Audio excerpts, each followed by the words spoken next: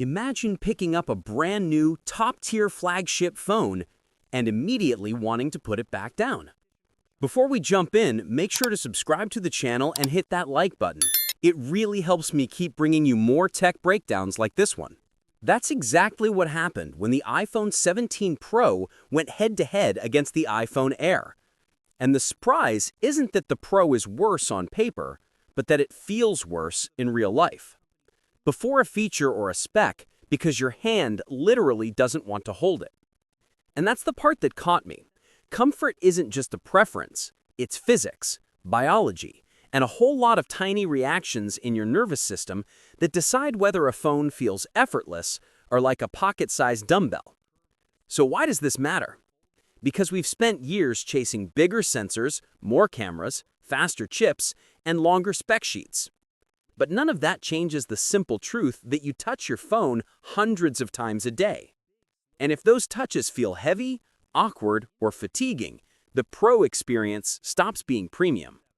The iPhone Air exposes that gap brutally. It proves that a phone doesn't have to be small to feel light, and it doesn't have to be ultra-thin to feel futuristic. It just has to respect how your hand actually works. The author's realization started the moment they switched back to the 17 Pro. They picked it up and instantly felt something was wrong. The Pro felt like gravity was pulling it out of their hand. The Air, on the other hand, no pun intended, felt like a glider.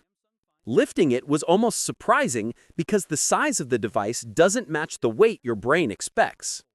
There's this odd joy that comes from expecting resistance and feeling almost none.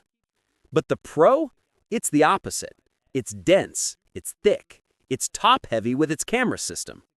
If you've ever dropped the phone on your face in bed, and let's be honest, everyone has, the Pro is the one that'll leave a mark.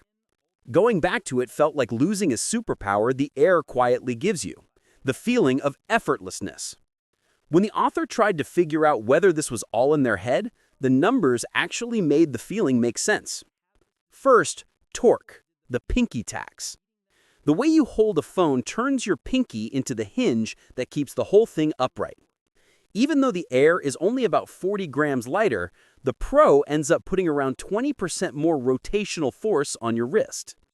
That means your muscles are constantly making micro adjustments to stop the phone from tipping backward. Add the heavy camera bump, and the effort goes up even more. Then comes the visual density effect. This is where your brain estimates how heavy an object should be based on how big it looks. The Air spreads 165 grams over a 6.5-inch frame, while the Pro packs over 200 grams into a smaller 6.3-inch body. That gives the Pro a 35% higher aerial density, which is why it feels like a little metal brick. The Air looks big but feels light, so your brain gets this delightful moment of error, like, wait, why is this floating? And finally, thickness. The Pro is almost 55% thicker than the Air. That tiny difference forces your hand into a more open, active grip. The Air fits naturally into the curve of your fingers, so your hand relaxes. The Pro pulls your fingers wider, which slowly fatigues your muscles over hours of use. It's the kind of thing you don't consciously notice, but your hand absolutely does. When you put all of this together, the author's visceral reaction suddenly makes total sense. The Air reduces static load dramatically, and once your nervous system adjusts to that ease, going back to a dense, top-heavy phone feels like going backward in time. You start questioning why phones ever needed to be this heavy in the first place. And that leads to the bigger point. Specs are intellectual benefits. You appreciate them when you're thinking about them, when you're comparing cameras, checking benchmarks, or debating upgrades. But comfort is a sensory benefit. It affects every second of use. And when those daily micro interactions feel better on the Air, the Pro's advantages don't feel as compelling anymore. It makes you wonder where Apple goes next with this design. The Air wasn't part of the iPhone 17 lineup, and rumors suggest we might not see an Air 2 until 2027, possibly alongside a 2-nanometer chip and a bigger battery. But the blueprint is already there.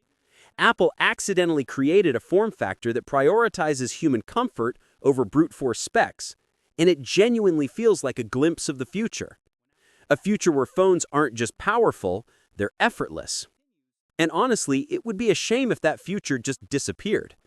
What's your thoughts on this? Let me know in the comments section. See you in the next video. Take care.